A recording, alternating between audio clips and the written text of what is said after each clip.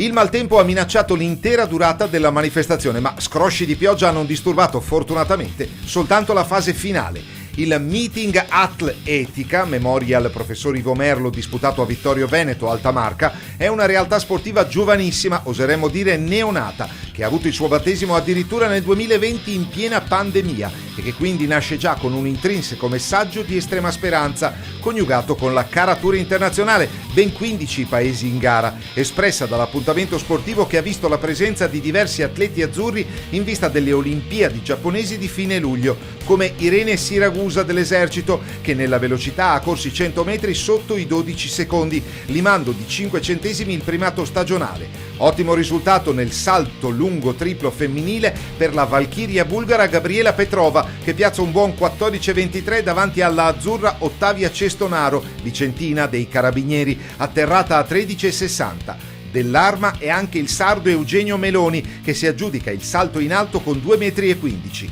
Bella la gara degli 800 con il successo del rumeno padovano, portacolori della società di casa Silca Ultralight Vittorio Veneto, Catalin Tecuseanu, ritiratosi una settimana prima nella stessa gara poco lontano da qui in un altro interessante meeting a Conegliano. Dietro di lui molti volti da ricordare del mezzofondo italiano, come i veneti Leonardo Cuzzolin, Enrico Riccobon ed Enrico Brazzale. Tra le donne, sempre sulla distanza degli 800, brava la lombarda Serena Troiani, una delle 3 gemelle campionesse di Busto Arsizio, mentre nei 1500 maschili la spunta Joao Bussotti dell'Esercito davanti a Mohamed Zerrad di Atletica Biotecna, società di Marcon e terraferma veneziana. I 3000 siepi vanno all'etiope Mesere Tayele, mentre nell'asta femminile Elisa Molinarolo dell'Atletica Riviera del Brenta supera il 4,37 fallendo il 4,47, ma ottenendo con Joao Bussotti un premio speciale per la miglior prestazione sportiva del meeting. Dunque un bilancio incoraggiante ed un bel palcoscenico per tanti atleti di oggi e di domani,